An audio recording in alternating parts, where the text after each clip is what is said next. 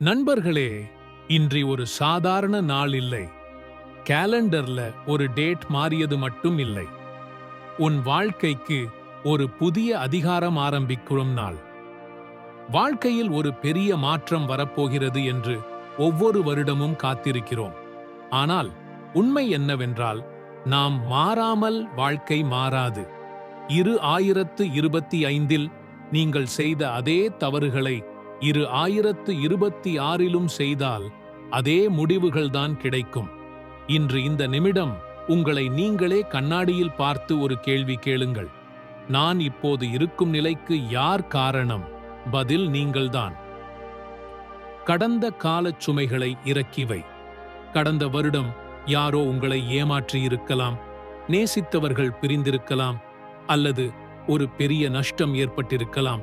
ஆனால் அந்த நினைவுகளை இப்போதும் சுமப்பது அழுகிப்போன பழத்தை பையில் வைத்திருப்பதற்குச் சமம்.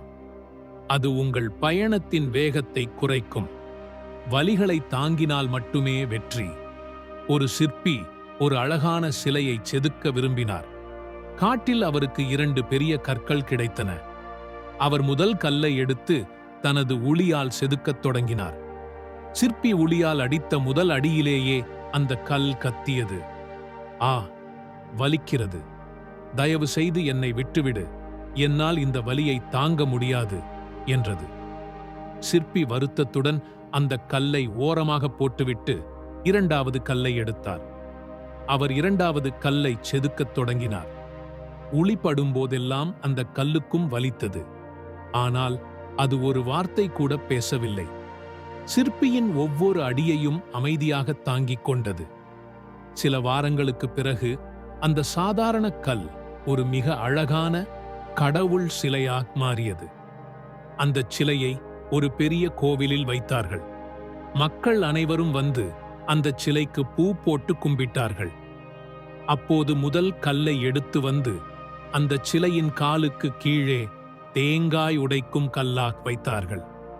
இப்போது முதல் கல் அழுதபடி 2வது கல்லிடம் கேட்டது, உன்னை எல்லோரும் கும்பிடுகிறார்கள், ஆனால் என்னை மட்டும் ஏன் எல்லாரும் தலையில் அடிக்கிறார்கள்?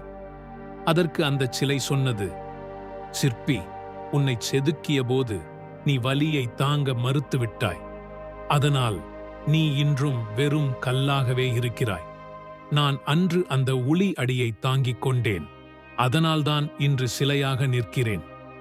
நம் வாழ்க்கையும் அப்படித்தான் நண்பர்களே. 2026 நீங்கள் படும் கஷ்டங்களும் உழைப்பும் அந்த சிற்பியின் உளி அடி போன்றது. அந்த வலியை தாங்கிக் கொண்டு உங்களை நீங்களே செதுக்கிக் கொண்டால் உலகம் உங்களை ஒரு நாள் போற்றும். வலியை தாங்க மறுத்தால் காலத்திற்கும் தேங்காய் உடைக்கும் கல்லாகவே இருக்க வேண்டியிருக்கும். கடந்த காலத்தை மாற்ற முடியாது, ஆனால் எதிர்காலத்தை உருவாக்க முடியும். உங்களை காயப்படுத்தியவர்களை மன்னித்து விடுங்கள். அவர்கள் நல்லவர்கள் என்பதால் அல்ல, உங்கள் மன அமைதி உங்களுக்கு முக்கியம் என்பதால். இன்றுடன் அந்த பழைய அத்தியாயத்தை மூடிவிட்டு ஒரு புதிய வெள்ளைத் தாளில் எழுதத் தொடங்குங்கள். வெறும் ஆசைக்கும் இலக்கிற்கும் ஒரு வித்தியாசம் உண்டு. நான் பணக்காரனாக வேண்டும் என்பது ஆசை. அடுத்த 6 மாதத்தில் நான் 5 லட்சம் சம்பாதிக்க வேண்டும் என்பது இலக்கு. உங்கள் இலக்கை SMARD ஆக மாற்றுங்கள். Specific, measurable, achievable, relevant, time bound. உடல் நலம், எத்தனை கிலோ குறைக்க வேண்டும்? அறிவு, எத்தனை புத்தகங்கள் வாசிக்க வேண்டும்? செல்வம், என்ன புதிய திறமையை கற்றுக்கொள்ள வேண்டும்? இவற்றை ஒரு காகிதத்தில் எழுதி உங்கள் கண் முன்னால் ஒட்டி வையுங்கள். எழுதப்படாத இலக்கு வெறும் கனவு மட்டுமே. பணம் போனால் சம்பாதித்துக் கொள்ளலாம், ஆனால் போன நேரம் ஒருபோதும் வராது. ஒரு சராசரி மனிதன் தன் வாழ்நாளில் பல வருடங்களை தேவையில்லாத மொபைல் ஸ்க்ரோலிங்கில் கழிக்கிறான். வெற்றிகரமான மனிதர்களுக்கும் உங்களுக்கும் இருக்கும் ஒரே வித்தியாசம், அவர்கள் நேரத்தை முதலீடு செய்கிறார்கள், நீங்கள் நேரத்தை செலவு செய்கிறீர்கள். காலையில் 5 மணிக்கு எழுவதை பழக்கமாக்குங்கள். உலகம் விழிப்பதற்கு முன் நீங்கள் வேலையை தொடங்கினால் உங்களுக்கு ஒரு கூடுதல் பலம் கிடைக்கும். தேவையற்ற சந்திப்புகள், பயனற்ற உரையாடல்களுக்கு நோ சொல்ல கற்றுக்கொள்ளுங்கள். உத்வேகம், மோட்டிவேஷன் என்பது தீக்குச்சியில் வரும் நெருப்பு போன்றது. அது சட்டென்று அணைந்துவிடும். ஆனால் ஒழுக்கம், டிசிப்ளின் என்பது எரியும் நிலக்கரி போன்றது. மழை பெய்தாலும், மனம் சோர்ந்து போனாலும், உடல் வலித்தாலும் செய்ய வேண்டிய வேலையை செய்தே தீருவதுதான் ஒழுக்கம்.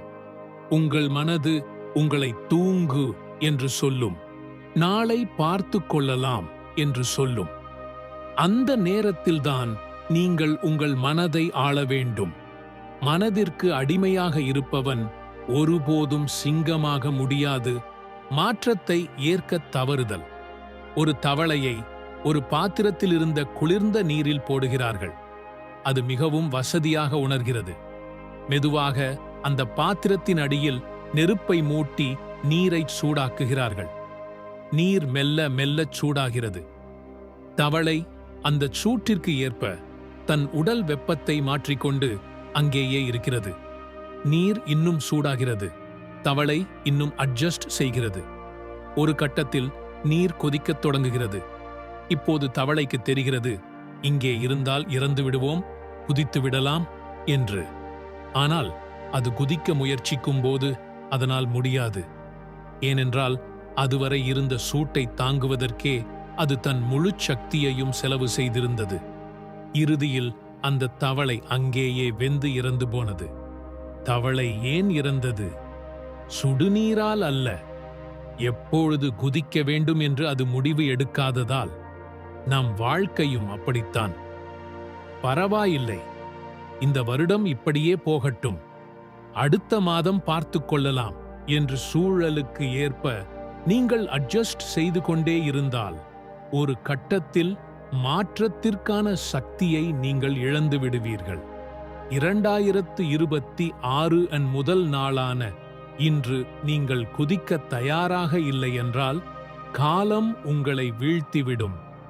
இன்னும் பார்த்து கொண்டிருப்பவர்கள் கமெண்டில் ஐ ஆம் ரெடி என்று பதிவிடுங்கள். தோல்வி என்பது வெற்றியின் எதிரி அல்ல, அது வெற்றியின் ஒரு பகுதி. தாமஸ் ஆல்வா எடிசன் 1000 முறை தோற்ற பிறகுதான் மின்விளக்கை கண்டுபிடித்தார். அவர் சொன்னார், நான் 1000 முறை தோற்கவில்லை, மின்விளக்கு எரியாத 1000 வழிகளை கண்டுபிடித்தேன் என்று. உங்கள் தோல்விகளை ஒரு ஆய்வகமாக பாருங்கள். எங்கே தப்பு நடந்தது, எப்படி சரி செய்யலாம் என்று யோசியுங்கள். விழுவது அவமானம் அல்ல, விழுந்த இடத்திலேயே கிடப்பதுதான் மிகப்பெரிய அவமானம். ஒவ்வொரு அடியும் ஒரு பாடம். நீங்கள் ஒரு கழுகாக மாற விரும்பினால் கோழிகளுடன் மேயக்கூடாது. உங்கள் நண்பர்கள் வட்டத்தில் முன்னேற்றத்தை பற்றி பேசுபவர்கள் இருக்கிறார்களா? அல்லது மற்றவர்களை புறம் பேசுபவர்கள் இருக்கிறார்களா என்பதை கவனியுங்கள். உங்களை விட அறிவானவர்களுடன் பழகுங்கள். அவர்கள் உங்களை அச்சுறுத்தலாம், ஆனால் அவர்கள்தான் உங்களை வளரச் செய்வார்கள். நல்ல புத்தகங்கள், நல்ல பாட்காஸ்டுகள், பாசிட்டிவான மனிதர்கள், இவர்கள்தான் உங்கள் 2026 வெற்றியின் அஸ்திவாரம். இப்போது இந்த வீடியோ முடிவுக்கு வருகிறது. இதை நீங்கள் கேட்டதோடு நிறுத்திவிட்டால் இது மற்றுமொரு வீடியோவாக போய்விடும். ஆனால் இதில் சொன்ன ஏதாவது ஒரு விஷயத்தை இன்று முதல் செயல்படுத்தினால் இது உங்கள் மாற்றத்தின் தொடக்கம். புத்தாண்டு அன்று எடுக்கப்படும் உறுதிமொழிகள் பிப்ரவரி மாதத்தில் காணாமல் போகக்கூடாது. உங்களை நீங்களே நிரூபிக்க வேண்டிய நேரம் இது. 2026 டிசம்பர் 31 அன்று நீங்கள் ஒரு பெரும் வெற்றியாளனாக நிற்க வேண்டும். எழுந்து நில்லுங்கள், வேட்டையை தொடங்குங்கள். உலகம் உங்களை கவனிக்கப் போகிறது.